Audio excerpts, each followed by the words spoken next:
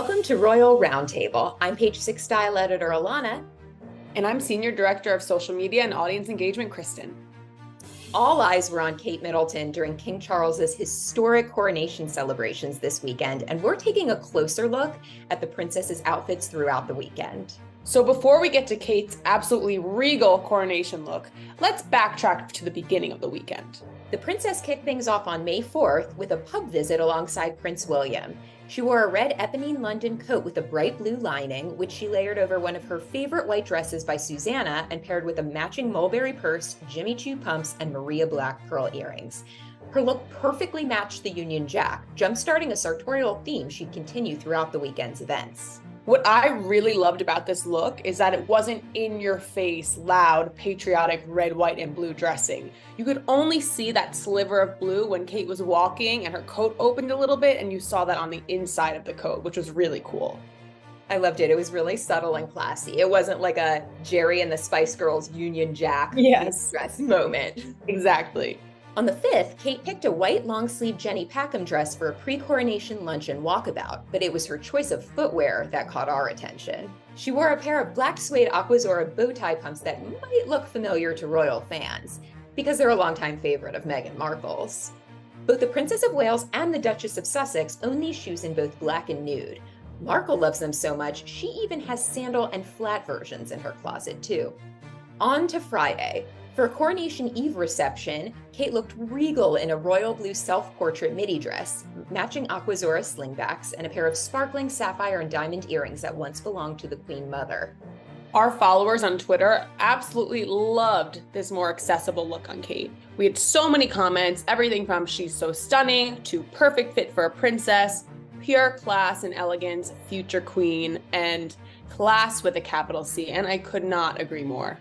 It was just a really nice look from head to toe, and while some of Kate's dresses cost thousands or they're custom designer pieces, this is something that costs $500-ish, which, while expensive, is not, a king's ransom, shall we say. Exactly what I was going to say, Alana. It's not Alexander McQueen. I actually have a self-portrait dress in my closet, so it's for the common man. All right, let's talk about her coronation ceremony look from Saturday the 6th. Kate and her adorable 8-year-old daughter, Princess Charlotte, went for a matching moment. Both wore ivory silk crepe dresses by Alexander McQueen embroidered with roses, thistles, daffodils, and shamrocks in metallic thread, the national flowers of England, Scotland, Wales, and Northern Ireland, respectively. While Kate skipped a tiara for the event, both mother and daughter topped off their looks with silver flower crowns designed by Jess Collett for Alexander McQueen. Kate also brought out two very special pieces of jewelry for the occasion, including the George VI festoon necklace, a 3-strand style commissioned by King George VI in 1950 for his eldest daughter, Princess Elizabeth, and a favorite of the late Queen Elizabeth II's. She also wore her late mother-in-law, Princess Diana's diamond and South Sea pearl earrings. And of course, people on social media could not get enough of this look. Our fans left some amazing comments, including the Duchess of Wales never misses a beat. She's raised beautiful, well-behaved children and is a beautiful queen in waiting. She respects the job and the title and the people. As well as, look at the crown on that little girl, woohoo, which I totally agree with because they looked perfect and I honestly couldn't have been happier with what they were wearing. They looked amazing. It was so cute. We may have to wait a few years to see Princess Charlotte in an actual tiara, but I feel like this was enough to tide folks over for a little bit. Yes, we will take a glittering flower crown any day.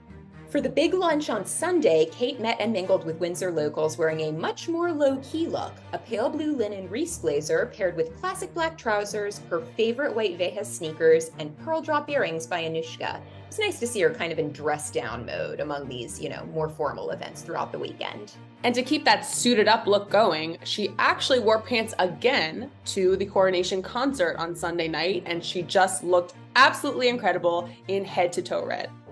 It was so good. She took in performances from the likes of Katy Perry and Lionel Richie in this bold red Alexander McQueen look, which, if it seems familiar, it's probably because the princess previously wore it in January for the launch of her Shaping Us campaign. This time around, she accessorized with 5 figures worth of mother-of-pearl jewelry from Van Cleef & Arpels, pairing one of the brand's iconic Alhambra necklaces with matching earrings. It's worth noting that this collection is inspired by the four-leaf clover, which, as we mentioned earlier, is the national flower of Northern Ireland. So detail-oriented, that Kate.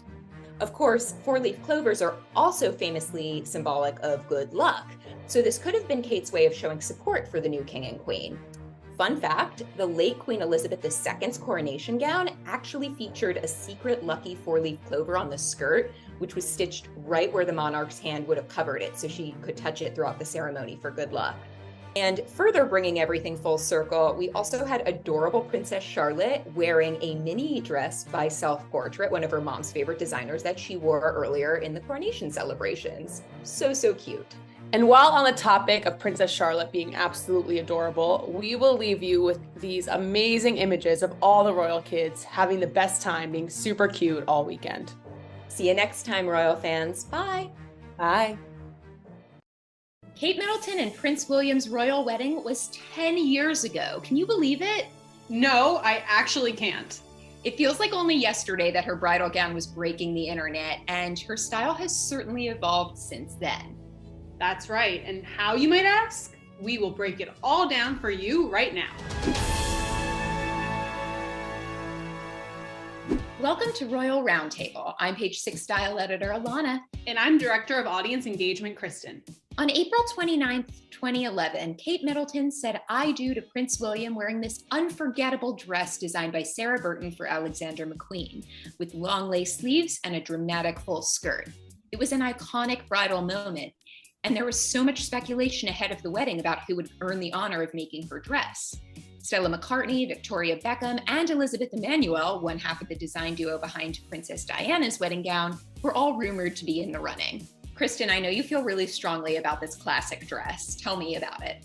I do. As you know, Alana, I have strong feelings one way or the other always when it comes to Kate, but I absolutely loved this dress. I love the long lace sleeves. I love the train, the accessories from the tiara to the drop earrings to the veil. It was all just done perfectly. It was done for a future queen, and she looked absolutely perfect and absolutely stunning. And this is one of my favorite wedding dresses of all time. Yeah, it truly is classic in every way, just like Kate herself. But let's hit rewind for a second, because it was actually this blue Issa wrap dress from her engagement photos that really marked the start of Kate's rise as a fashion influencer. It sold out in hours, perfect example of the Kate effect, and established her love for classic, fairly conservative, monochromatic looks, not unlike how the Queen dresses, in fact. As a newlywed, she often went for high street brands like Zara and Topshop, probably to seem down to earth and relatable despite being a member of the royal family. For the same reason, we've often seen her rewear favorite outfits for multiple outings. Relatable future queen. She also established her go-to designers for big events early on, and they haven't changed much since. Jenny Packham, Amelia Wickstead, Alexander McQueen, and Princess Diana favorite Catherine Walker, notably all British labels. Speaking of Princess Di, we started seeing all these sartorial nods to her in Kate's outfits, and she was often spotted in her late mother-in-law's jewelry. Obviously her sapphire engagement ring, which I still drool over every time I catch a glimpse of it, but also her pearls and her favorite headpiece, the Lover's Knot tiara. I love seeing Kate in a tiara, it just feels so right. She was just born to be a queen. Around 2016, we finally started to see Kate test drive some trends, like slit skirts and off-the-shoulder necklines. These are the Kate looks that I love. But the real style shift wouldn't happen until around 2019, when Kate really modernized her wardrobe, swapping some of her standby skirt suits for culottes and blazers for bow-tied Gucci blouses. She also incorporated more playful prints into her closet and even took Gossip Girl-esque puffy headbands for a spin. We love a Gossip Girl reference. The elite of the Upper East Side are basically the royals of New York, right? XOXO. Kate also took a chance on more under-the-radar buzzier brands like Alessandra Rich and The Vampire's Wife. And who could forget her amazing wardrobe from her Pakistan tour, from ombre tunics to sequin gowns?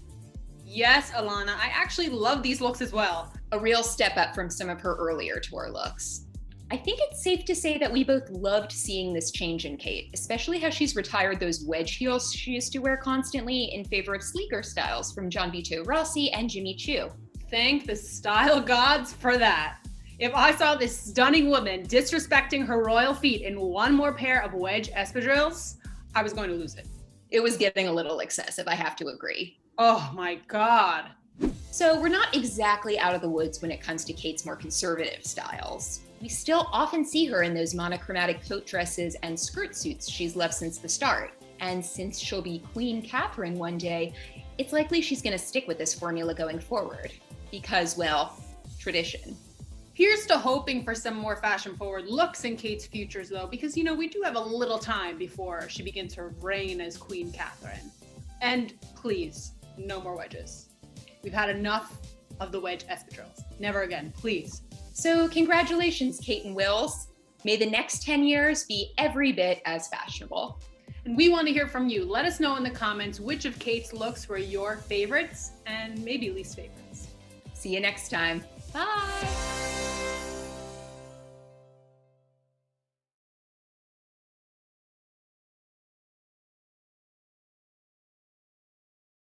All of my hopes and dreams have come true because I just always knew deep down inside Kate had some interesting things to say through fashion, and we are finally seeing them.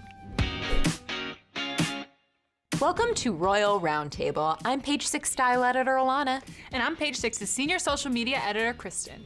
And this week, we thought we'd take a break from the Megxit madness and focus on a different stylish member of the monarchy, Kate Middleton, who has been stepping out all month long in a number of A+ outfits. A perfect royal palette cleanser that we all needed. From this tailored green Alexander McQueen coat she wore over a very affordable and very sold out plaid Zara dress, to the gorgeous red needle and thread gown she chose for Buckingham Palace reception, the Duchess of Cambridge is having one hell of a stylish 2020 so far. Oh, Alana, my hopes and dreams have finally come true. Both of these looks were so perfect. The sparkly red dress, a showstopper, and the pairing of the $35 Zara dress that we can all afford with the custom McQueen coat, incredible. What did our fans on social media think of these two looks, Kristen?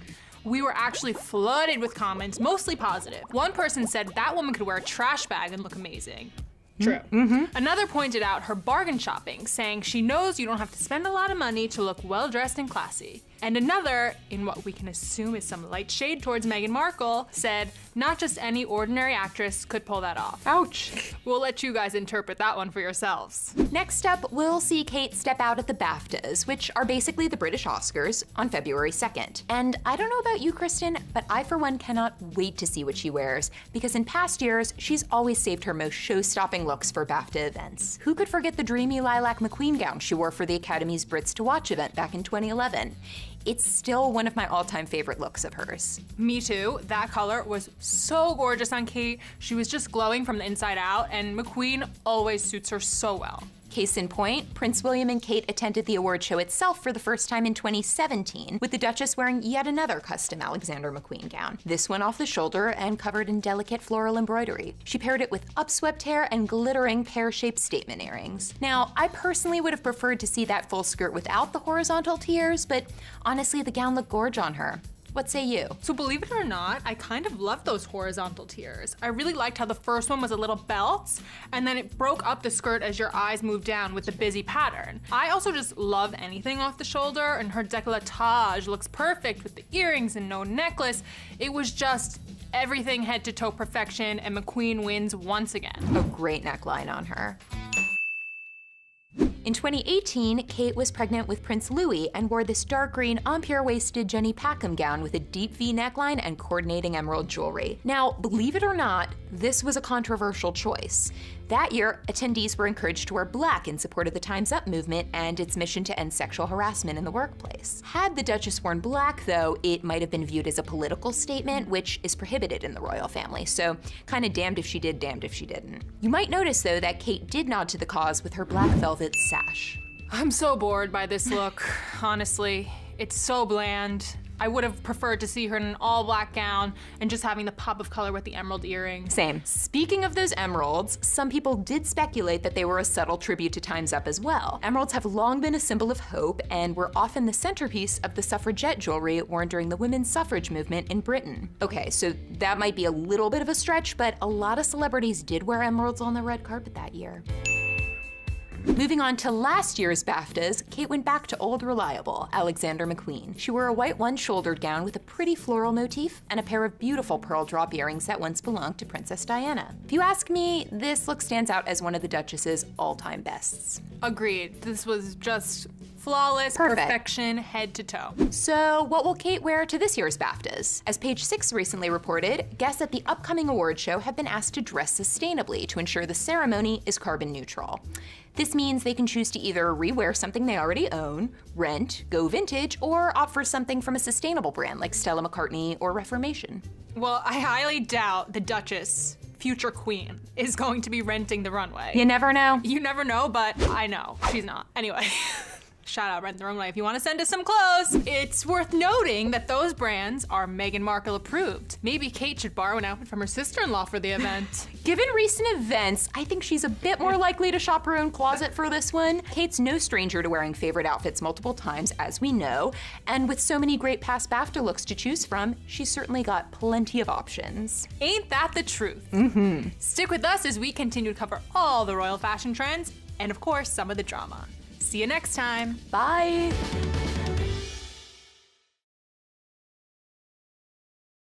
Who let her leave the house? The palace. Who let her leave the palace? Blame Buckingham.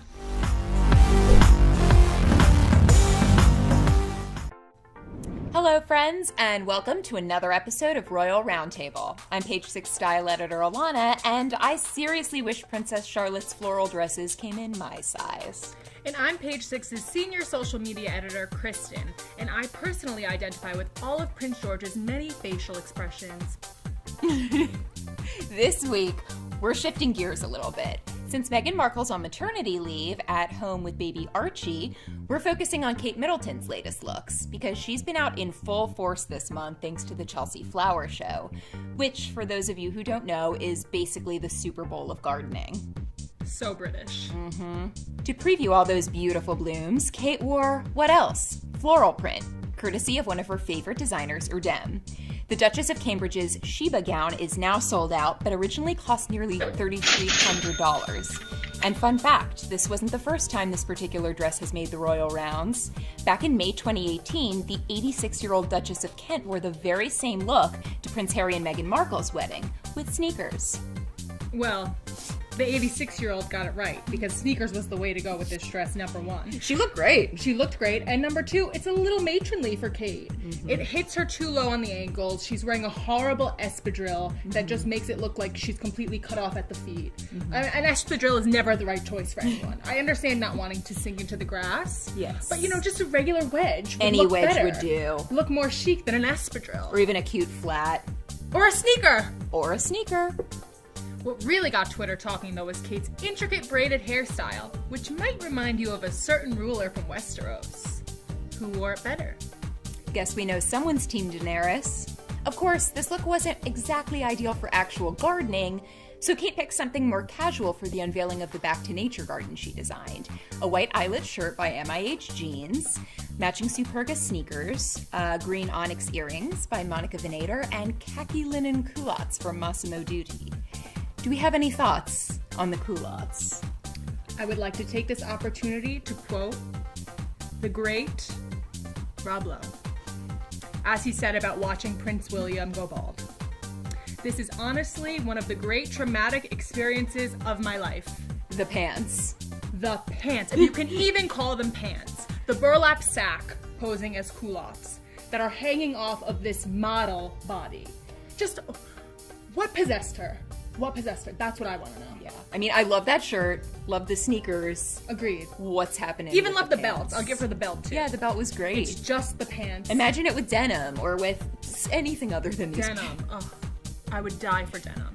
Who let her leave the house? The palace. Who let her leave the palace? Blame Buckingham. One Twitter user joked that the future queen would be the most regal woman at a Limp Bizkit concert. Whatever that means. Kate redeemed herself, however, with this very cute mommy and me moment she had with Princess Charlotte while they were exploring the garden earlier on. The Duchess wore a floral ruffled midi dress from And Other Stories, and her 4-year-old daughter wore a similar style by Rachel Riley. Affordable and adorable. I mean, it seems to me that either Princess Charlotte is the fashionista of the family or Kate's stylist came back from vacation in time to wear this outfit because this is really cute. I choose to believe that Princess Charlotte styled the both of them for this outing. They look amazing, and if you ask me, she's the real style icon of this family. Yes, I'm so looking forward to 10 years from now, seeing Princess Charlotte on the streets of London, outside of Soho House, looking fabulous, setting all the trends. Those street style snaps are gonna be killer. Oh, yes. Don't forget to weigh in the comments on Instagram and YouTube and let us know what you think about Kate's latest style choices. Love them, hate them. How do you think Kate's style stacks up to Meghan's? We want to know. See you next time, Royal fans. Farewell.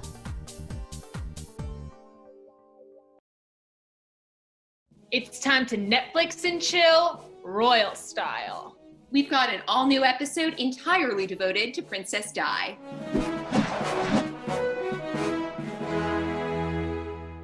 Welcome to Royal Roundtable. I'm Page 6 style editor Alana. And I'm Director of Audience Engagement, Kristen. Fans of The Crown, rejoice. Season 4 of the beloved Netflix historical drama hit the site on November 15th, and with it, royal fans are finally getting a glimpse at what they've been waiting for, Princess Diana and her unforgettable fashion. Yes, we are so excited, and on today's episode, we're going to break down all the fashion as it's brought back to life by actress Emma Corrin as she recreates Princess Diana's most iconic looks on the show. I think we have to start things off with Diana's royal wedding dress from her 1981 marriage to Prince Charles, because it's one of the most talked about looks from the season. To recreate the gown, costume designer Amy Roberts worked with David Emanuel, half of the then husband and wife design duo behind Diana's original dress. It took 310 feet of fabric and 330 feet of lace, including an almost 30-foot long train, to create the costume. And Roberts even had the lace trim made by the same small English company that made the real thing for Diana's dress. I think they totally nailed this dress with the big puffy sleeves and the voluminous skirt. What do you think? Oh, I think it was perfect. The train on that dress and that veil, Alana, is so unforgettable, and the way they recreated it was just, chef's kiss.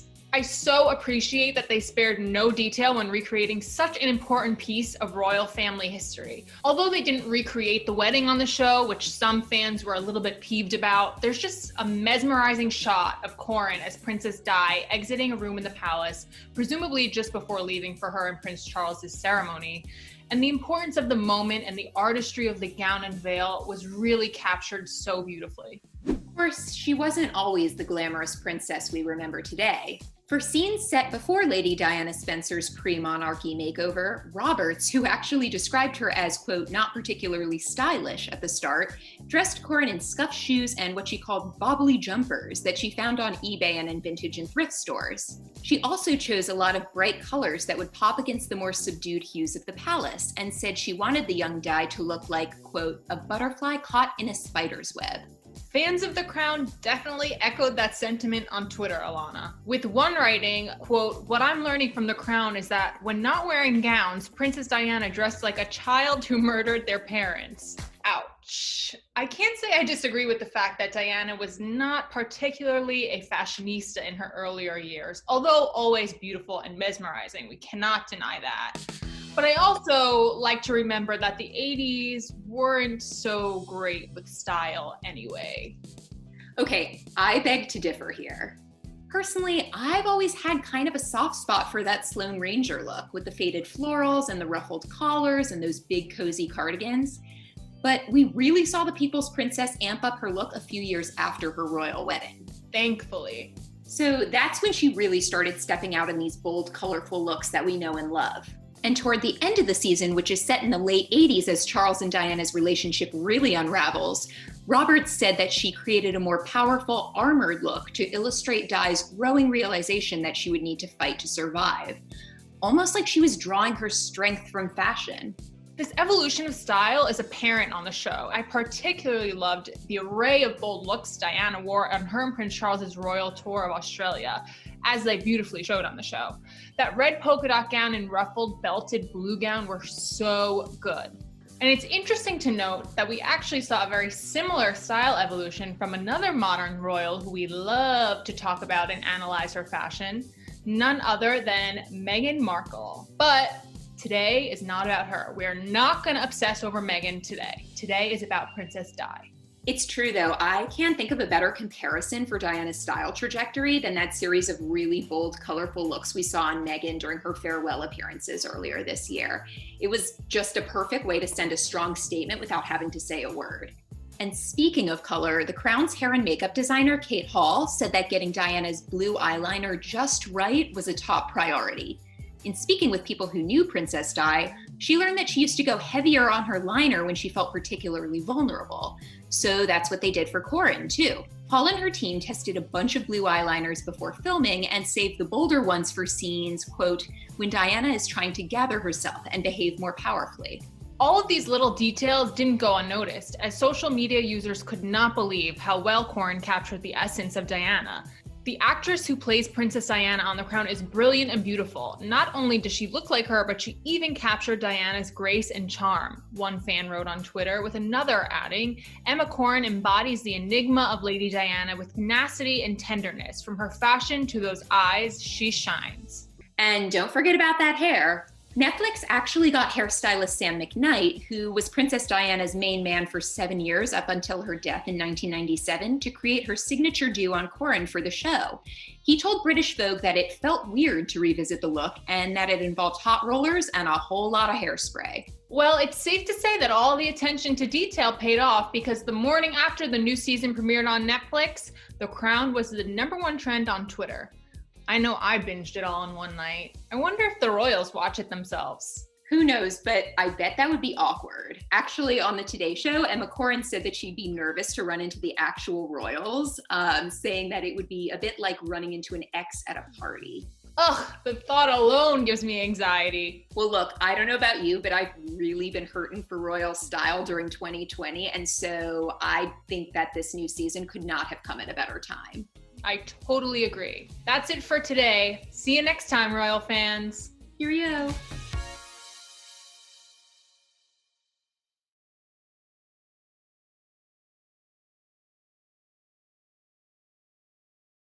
Welcome to Royal Roundtable. I'm Page 6 style editor Alana. And I'm Senior Director of Social Media and Audience Engagement, Kristen. And we are extra excited for today's episode because the Sussexes were in our hometown all weekend long, and you know what that means. We've got some fresh fall fashion to unpack.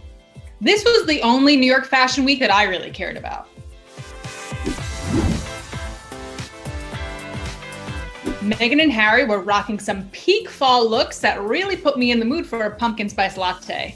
Call me basic, I don't care. Caution, great coats ahead. So the Sussexes arrived in the city on Thursday in looks that were simple, streamlined, and rather somber, which makes sense since they were visiting the One World Observatory and the 9/11 Memorial. Meghan wore a navy Emporio Armani coat over a turtleneck sweater and sleek wide-leg trousers, along with her favorite pointy-toed Aquazzura pumps. Harry, meanwhile, matched in a navy suit and tie. Pretty sharp. You know, I didn't even realize that this coat was navy, Alana. It read as all black in all of the photos, and honestly, I wasn't really loving the turtleneck, but I actually like it better knowing that there was a little bit of color in there. Oh, and don't worry, they got the memo about New Yorkers wearing black. The couple changed outfits before their other meetings, with Meghan going for a camel coat from Max Mara over a classic black turtleneck and pencil skirt. She also carried a new beige bag from Valextra, but it's actually Harry's accessory that had everyone talking that afternoon. If you look closely, you can see the words Archie's Papa embossed in gold on his leather portfolio. So cute! So cute. But, you know, I'd be remiss if I didn't mention that it was 80 degrees in New York City on Thursday, and just looking at this outfit is making me sweat. I much preferred this look to the first one, though. The camel coat is so chic on her, and those sunglasses are really the perfect accessory. I did notice some fans on Twitter loving seeing her signature bun on this trip, though. And speaking of Twitter, Meghan was actually trending in New York on Friday after she visited a Harlem school to read to kids. So sweet. Yes, and in my favorite outfit from the whole trip to boot. She went for head-to-toe burgundy and a Loro Piana coat paired with matching pants. Even her sweater and stilettos were the same shade. I don't know about you, Kristen, but I'm suddenly craving a glass of Cab. Well, I'm always craving a glass of Cab, but this look definitely only intensified the craving. We can agree this look is everything, Alana. As one Twitter fan noted, I can't believe Meghan Markle invented burgundy. We've seen her in this rich color so many times before, and it's clear why. She looks absolutely gorgeous in this hue, and look at that. It's also my favorite hairstyle. 10 out of 10. On Saturday, the Sussexes actually headed back to the UN for another meeting, with Meghan wearing head-to-toe Max Mara in shades of camel. In my opinion, this is how you do monochromatic. The mixing of materials really gives dimension to something that could otherwise look a little boring, especially when it's a neutral color. But I'm really loving this. And how funny that you mentioned monochromatic minimalism. I don't know if you picked up on this too, but Meghan's New York looks felt really similar to what we saw her wear for her Time 100 cover shoot earlier this month.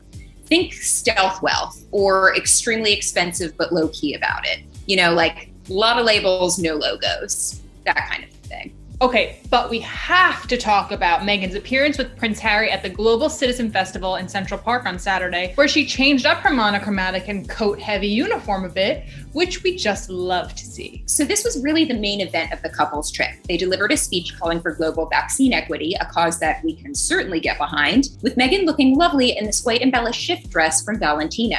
Good news, if you're a fan of the look, is that it's still in stock, unlike most of what Meghan wears. The bad news is that that's probably because it costs $5,400. It was so fun to see Meghan in a more laid-back look.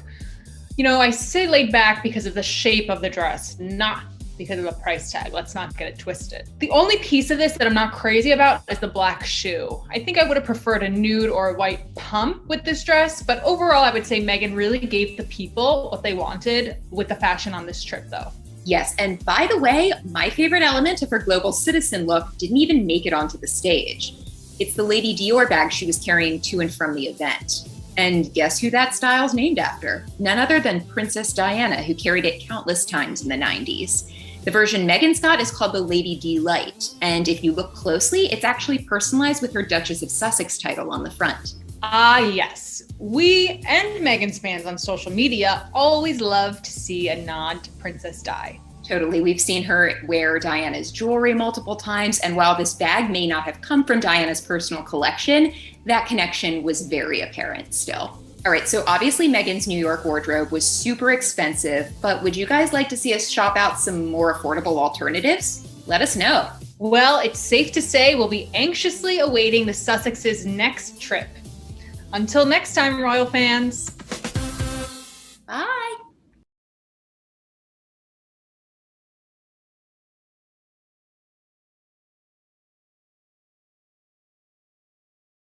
A Rome wedding, a royal tour of Africa, And some Markle Sparkle pot?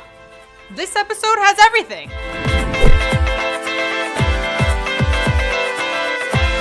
Hello friends, and welcome to Royal Roundtable. I'm Page 6 style editor Alana. And I'm Kristen, Page 6's senior social media editor.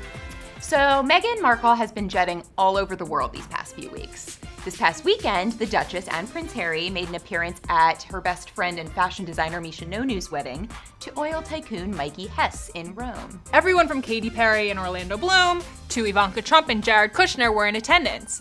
And the fashion, honey, it did not disappoint. Well, you know, for the most part. Meghan sparkled in a black tulle Valentino gown with sequin embellishments worth a whopping $13,500, with her signature messy bun and gold statement earrings shaped like wings. I thought this was a really nice balance of subtle and sophisticated because you could tell she was trying to lay low at this wedding. She couldn't really pull a Katy Perry and go for hot pink tulle. But Kristen, what do you think? So I didn't entirely dislike it. Progress. There were parts I liked, but my major gripe is that she had just worn a very similar sheer long sleeve black funeral moment to the Lion King premiere. So, you know, this dress is kind of funeral, kind of Morticia Addams vibes, which part of me loves, but I would love to see her in some color, especially when we're talking about a Rome wedding in September. I asked Siri, Alana. It was 81 degrees. She had to be schwitzing under all that tulle. That is a fair point. It was kind of a heavy look considering the season and the temperature, and you're right, it was pretty similar to the Jason Wu she wore to meet Beyonce. Social media users had mixed feelings. Multiple people on our Facebook page alluded to my favorite holiday, actually. One person commented, "I love a good fashion piece, but this looks like it was $13 on Wish under the Halloween category." While another savagely put it, "Why does she pick these choices? She is so pretty." But they're definitely worth fans too. Another said, "She has impeccable taste, love Prince Harry in a tux." And I have to agree with that. They do look gorgeous together. Well, I'm happy to say we're going to be seeing a lot more of those two out and about together because they just kicked off their royal tour of Southern Africa earlier this week. For their first stop, Meghan picked this black and white printed dress by fair trade brand Maya Miko, which was sourced and made in Malawi. The good news? It only costs $85. The bad news? As you might expect, it sold out almost instantly. Kristen, were you into this look? Well, you already know what I'm going to say. Why the espadrilles? Harry is wearing sneakers. She really couldn't take a page out of his book, even just for practicality's sake, not even for the sake of fashion. But beyond that, I love that she wore a low-key and accessible dress with a casual ponytail. It was very fitting for the setting, and there's no denying that she's glowing. I think we need to do an episode on her skincare routine because she's never looked better. Meghan, give us your tips. Please. So speaking of affordable style, we also saw Meghan out and about in this Madewell denim jacket, super cute. We've seen her wear it before, and she paired it with a tote bag from the brand. So style you can actually get. It's still in stock for now, so you better get going to Madewell. And I just love when she wears pants. Like, she looks so good in, a little white collared shirt, denim jacket, black jeans. I feel like that's what she's the most comfortable in. That's what she looks the best in to me. Relatable. Relatable Duchess. Love it. Now, Kristen, I know that you love when Meghan wears color. I do. So I'm guessing you were pretty happy to see her back in this bold blue Veronica Beard shirt dress, which she wore during her first day in Cape Town. It's the same look she wore during her last royal tour when she was in Tonga while pregnant with baby Archie. This color truly becomes her, and I love her hair like this. I would say, that this look is head to toe perfection if it weren't for the shoes that I can't waste my breath naming again. So it's more like head to ankle perfection.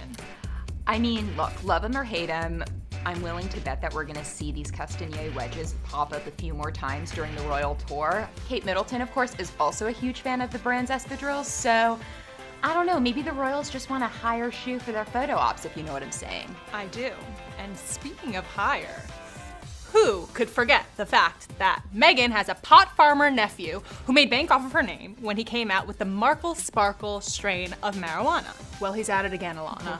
This time he's cashing in on baby Archie's name with the Archie Sparky strain. It's safe to say that this one, just like the last one, did not get the Queen's stamp of approval, and just so you guys know, it doesn't get ours either for that matter. He's a baby. Well, we'll be keeping a close eye on Meghan's looks as her tour of Africa with Harry and Archie continues, so you can count on us to weed out the good looks from the not so good. And you better believe we'll be blunt with our opinions. See you next time.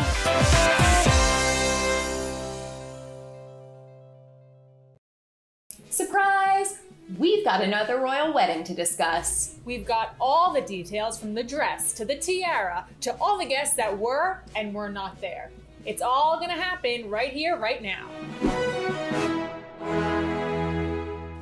Welcome to Royal Roundtable. I'm Page 6 style editor Alana. And I'm Director of Audience Engagement, Kristen.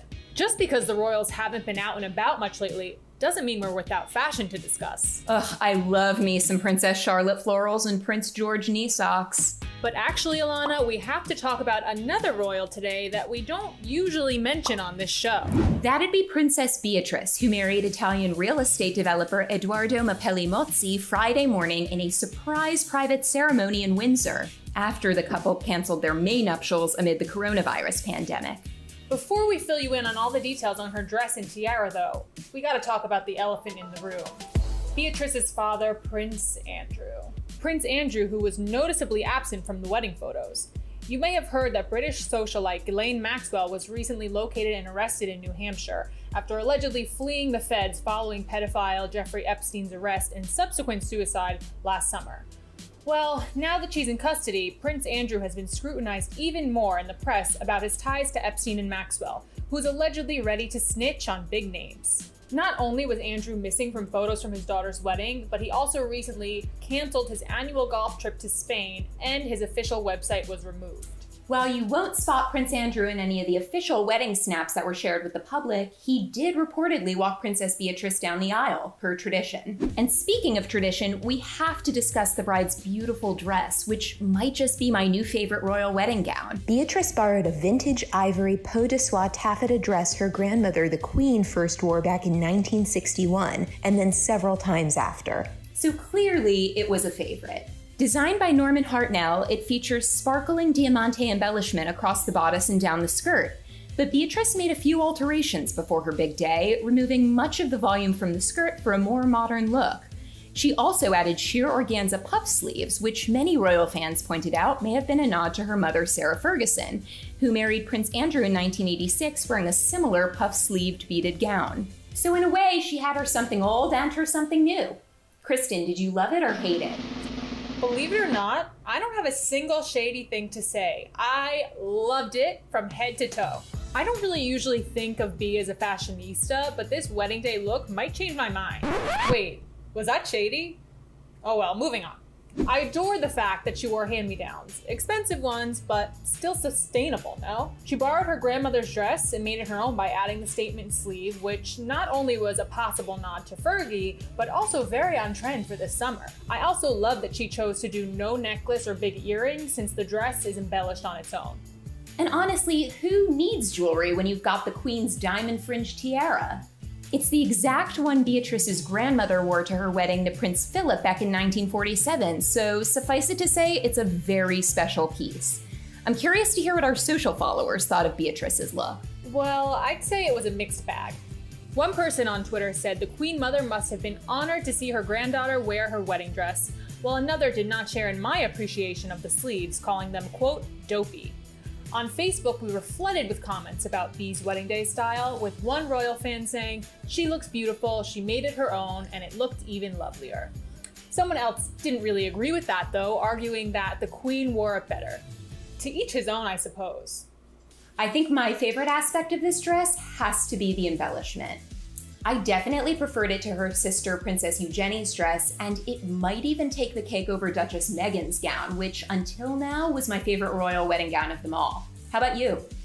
Okay, here's my official ranking. Kate, Beatrice, Meghan, Eugenie. I'm sorry, but that off-the-shoulder, folded-over moment on Eugenie was so matronly, it was just all wrong. Okay, so I loved Eugenie's emerald tiara, but I will say this.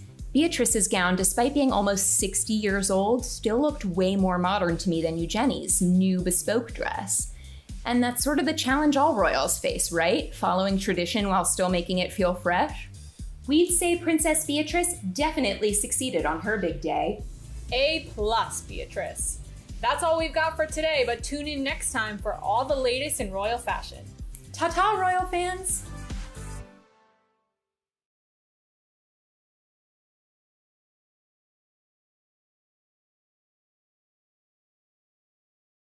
Princess Diana's niece Kitty Spencer just married a billionaire and wore 5 different wedding gowns. 5! And Kate Middleton's pretty midi dresses were the perfect match for the stands at Wimbledon. From Lady Kitty's wedding looks to Kate's tennis get-ups to a very dapper cameo from Little Prince George, we're bringing you up to speed on this summer's top royal style moments. Welcome to Royal Roundtable. I'm Page 6 style editor Alana. And I'm Director of Audience Engagement and Social Media, Kristen. The royals are really bringing their fashion A game these days. None more so than Lady Kitty Spencer. She's the model daughter of Diana's younger brother Charles, making her a first cousin of Prince William and Prince Harry.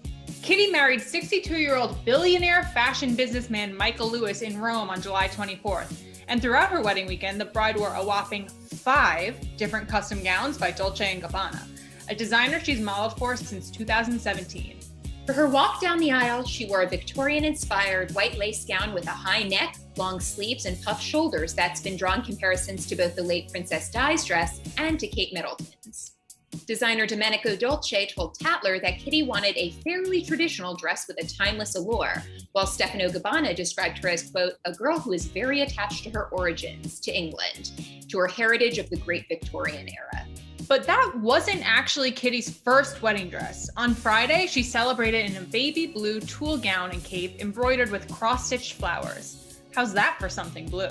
And after Saturday's ceremony, Spencer changed into an off-the-shoulder, hand-painted white organza gown embellished with flowers and crystals for dinner. Then she hit the dance floor in a metallic cocktail dress fully embroidered with gold and silver beads. Definitely a party-perfect look. And the wedding extravaganza continued into Sunday with, of course, yet another dress. A cutwork number embellished with tiny sequins, applique flowers, and ribbons. One hell of a brunch outfit, if you ask me. You're telling me, Alana, I was about to wear pajamas to my bridal brunch. So I feel like I say this all the time on the show, and it's not because I'm so self-centered. It's just because I've been trying to get married for 2 years. But I do feel like Kitty's dress, her main wedding gown, is extremely similar to my gown that I will hopefully be wearing this October. I love the timeless shape. I love the long lace sleeves. It's my favorite type of wedding dress. You know, it's funny. Kristen is, I could say the same. We're both 2020 brides who are now getting married at the end of this year. And my favorite was actually her blue rehearsal dinner gown with the sort of tulle cape and the embellished or embroidered flowers. Not dissimilar from the shape of my dress for my big day, although not in blue. Although, yeah, that's a really great something blue idea. Now, while the wedding was filled with fashion, one style was surprisingly absent: a tiara. The bride skipped out on the traditional royal headwear, even though the Spencer tiara was worn by both her mother Victoria and her late Aunt Diana on their respective wedding days. It also made appearances at the weddings of Diana's 2 older sisters. Honestly, when you've got 5 couture dresses to work with, who needs a crown? And as I'm sure you could imagine, Alana, our readers on social media had a lot to say about this over-the-top fashion extravaganza, as well as Kitty's new, much older hubby. One person said, "The dress looks lovely, but old billionaire husband is telling." Well, another kept it short and sweet, saying, "Now that's a dress," which I have to agree with. Which one? Suffice to say, Kitty's wedding was the royal style event of this season.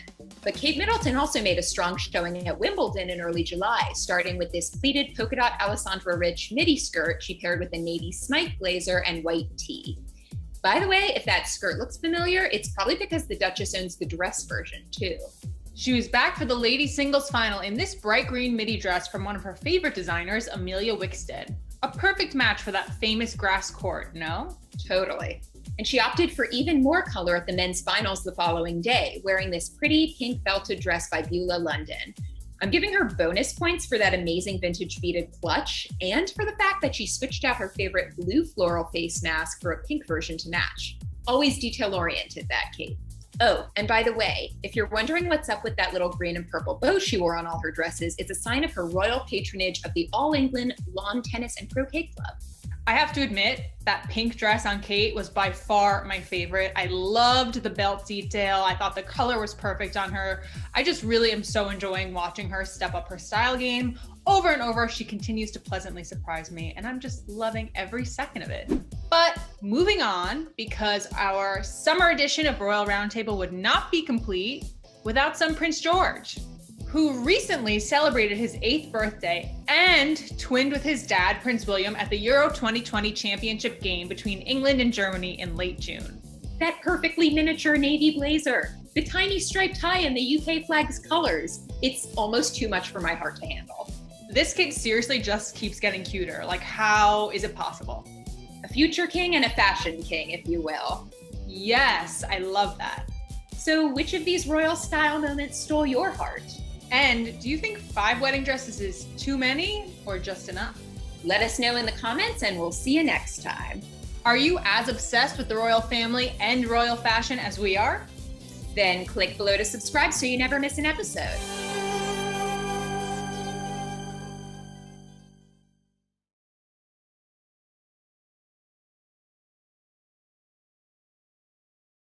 I'm a royal fangirl, aren't we all?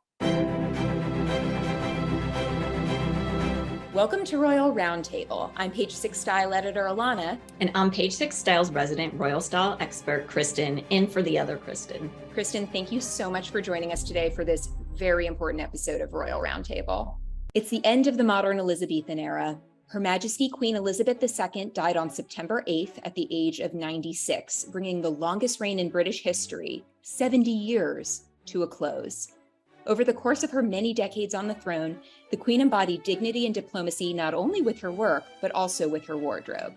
While nothing besides her choice of outfit colors was ever shocking, it's hard to think of a public figure more steady when it comes to their own personal style. We thought it would be a great idea to take a look back at some of her most memorable looks, but there were so many, it was really hard to narrow them down. So we figured it was only fitting to start where it basically all began, with her 1947 wedding dress when she married Prince Philip. So something that I personally really love about this dress is it's kind of rare these days to see royal brides go for embellishments on their gown. We didn't see it with Meghan, we didn't see it with Kate. The embellishments on this skirt are just so beautiful. So one thing about her gown that I found wild is she didn't try it on, the finished piece, until her wedding day. That is a leap of faith if ever I heard of one. Next up, we're going to take a look at what she wore for her coronation in 1953. This gown is an example of the Queen's signature diplomatic dressing. It was embroidered with the floral emblems of Great Britain and the Commonwealth, including English roses, Scottish thistles, Irish shamrocks, and Australian wattles. We can see how this influenced Meghan Markle when she got married in 2018, because she very similarly wove a lot of the florals into her own wedding veil. The next gown we're going to take a look at is the one she wore to the premiere of Lawrence of Arabia in 1962. Another Norman Hartnell original, and it's a sleeveless taffeta gown that's encrusted with diamante, and it has a geometric checked bodice. But one thing we both love is that Princess Beatrice wore this dress to her wedding. Beatrice actually put her own spin on this piece, sort of make it more contemporary. I thought she looked gorgeous, and again, like bling on a wedding dress, subtle bling, we should say, but bling nonetheless. You gotta love it. And then her tiara too, that she was able to borrow from the Queen. Yes, it was her wedding tiara, right? The Queen's Yes. wedding tiara. That's such a special borrow. Over the course of her 70-year reign, the Queen wasn't always working, but even when she was off duty, she still stuck to her same uniform dressing. And a perfect example of this is this look that she wore at home in Balmoral in 1967. For weekends and holidays at Balmoral Castle, she stuck to a mix of Scottish tartans and English tweeds with her welly boots, barber coats, and signature silk headscarves. Next up, trooping the color in 2016. Hashtag neon at 90, anyone? Her Majesty launched a million memes with this lime-colored coat and hat by Stuart Harvin. Kristen, you were actually there in person, right? Yes, I was there, and when she came out on the balcony, we were not close, and I could sure see her. And that was like very much her MO. She once famously said, "I have to be seen to be believed." And she would purposely choose these really neon and bright shades so that her subjects and visitors who had traveled from far and wide and waited for hours, sometimes in bad British weather, could see her, you know, from a distance and say, "Hey, I saw the Queen," which you gotta love. We'd be remiss if we didn't mention Her Majesty's incredible collection of jewels and tiaras. What happens to all those precious pieces now? We know there's the crown jewels, which obviously are housed in the Tower of London, and those aren't really personal belongings of the monarch. But the Queen had a huge collection of jewelry and tiaras that were just hers. And really what probably will happen is the collection as a whole will go to King Charles III, and he can then loan them out to people for various occasions. And we know that there are some truly spectacular pieces in the Queen's collection, like the George IV coronation diadem. This piece features 1,333 diamonds and 169 pearls. I'm thinking we might see this one on Queen Camilla soon. Yeah, if tradition continues, we should expect to see Camilla wearing this at the coronation. It's a beautiful piece. So there's also the Cullinan III and IV brooch. This is perhaps the most jaw-dropping piece of jewelry the Queen owned, and jewelry lover Queen Mary, the Queen's grandmother, had it created out of two of the quote-unquote smaller diamonds from the largest diamond in history. But just as the Queen always felt the most at home when she was, well, at home, she really preferred subtler pieces of jewelry for day to day, like her signature triple strand pearl necklace and Queen Mary's button earrings, which are so iconic that the palace sells replicas in its gift shop. And just as and I'm wearing a replica. I just realized. Oh my God! I'm wearing gift shop earrings right now. So Wait, throw that that's out. so funny. I'm a royal fangirl. Oh, aren't we all? We obviously could only touch the surface of Queen Elizabeth's many amazing looks and jewels, but we want to know, which looks are your favorites? Drop them in the comments. We'd love to know.